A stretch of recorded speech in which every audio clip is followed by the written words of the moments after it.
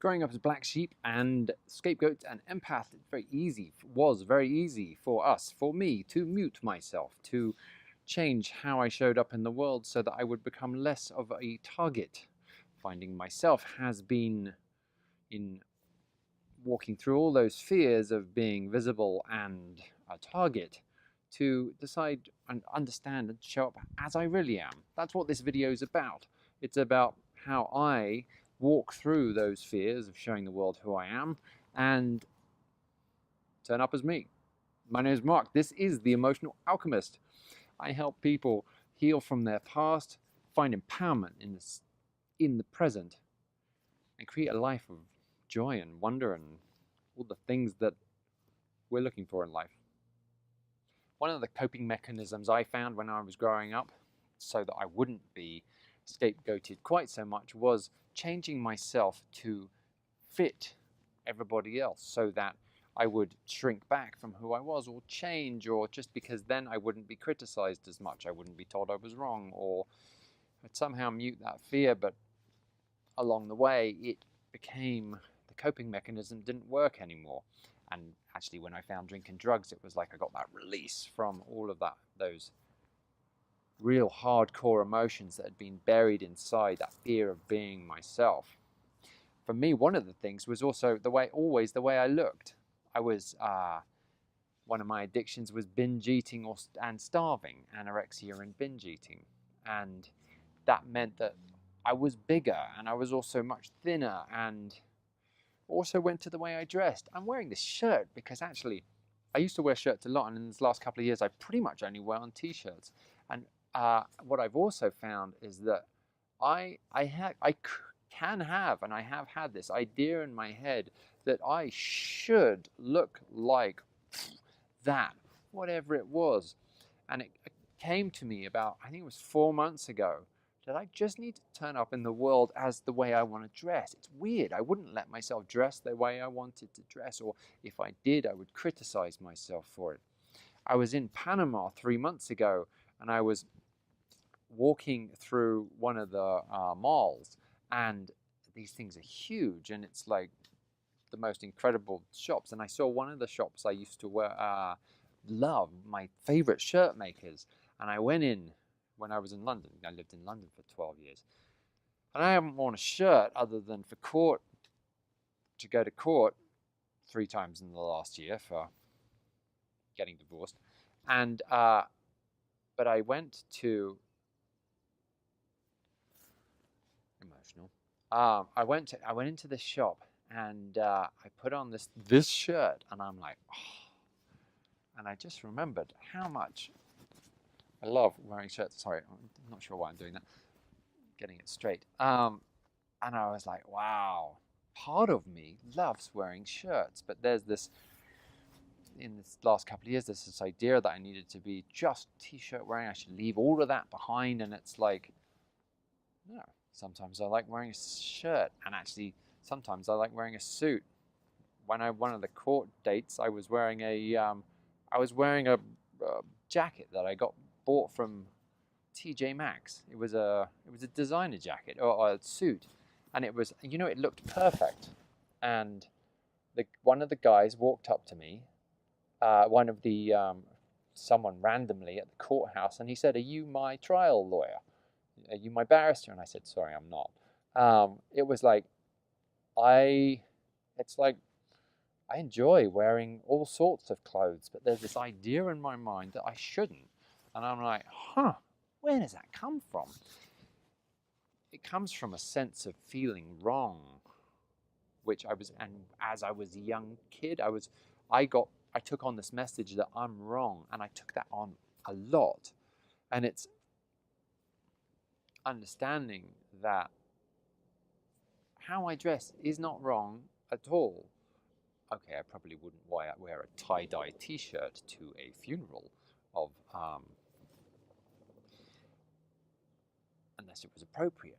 But it's like, can I just turn up in the world as me? Can I allow myself to be me? Can I speak and say, "Hi, my name's Mark, and I like karaoke, and I like all sorts of weird and strange and wonderful things"? And although I look a little bit it's funny. People don't. I get judged all the time because I do look like a little bit of a conventional patriarch-ish energy, but anybody who knows me and knows that after 2 minutes I'm usually into a conversation and we're rather deep, and it's I have conversations with people all the time. I'll literally sit down next to someone wherever it is, a dentist office, and I'll just say, how's your week going, and then we'll be in a conversation, and often they look at me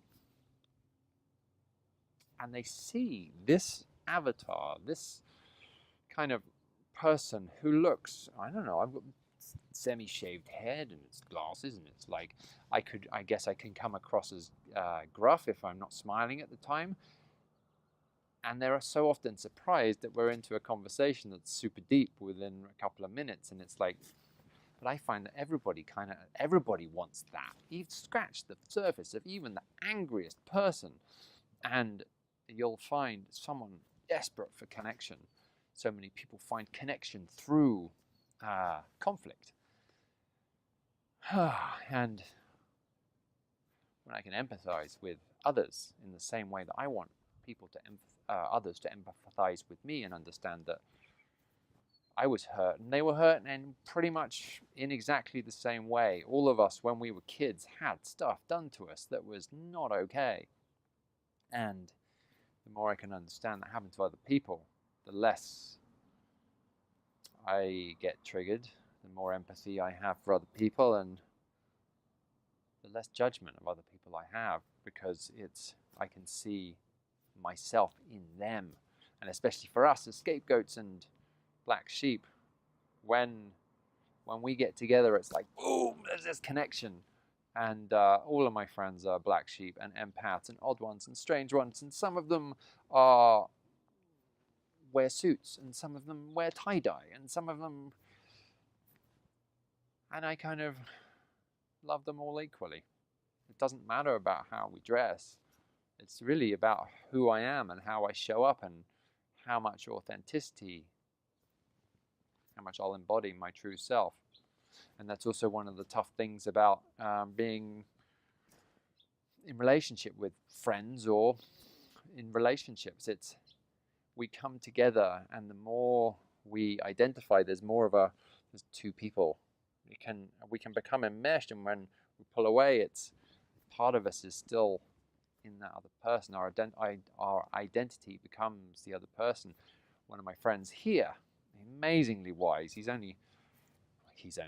my judgment, he's 27 years old, and he said to me, it's when in relationship, it's really important that there's three parts to the relationship, which is the one person, the other one person, and then the relationship is its own entity, so that part of me is not enmeshed and kind of subsumed, is that the right word, into the other person, so that I can feel whole with and as myself, and then the other person can feel whole, and the relationship is the sum of it is greater than the sum of the two parts. It's that. And that's about being me in every relationship in my life, and really, being true to myself, having love for everybody else and for me, and understanding that love for everybody else is in loving myself and turning up as my true self. That helps me find a flow in life, a joy, a connection with others that I think is available to all of us. And the more I turn up as me and I reach out and I find my tribe that way.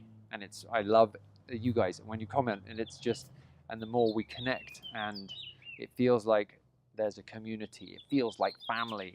And that, I think, is the way that we create a beautiful world of love and joy and wonder and all the rest of it. Well, there's love and joy and wonder. It's just how much I'm willing to see it and participate in creating more of it, helping heal, and that's what my channel's about. If you want to see more videos like this, hit the subscribe button, which is here, hit that little bell icon, and you'll be notified of new videos. And if you like the video and think someone else would benefit from it, thanks for sharing it, and thanks for watching.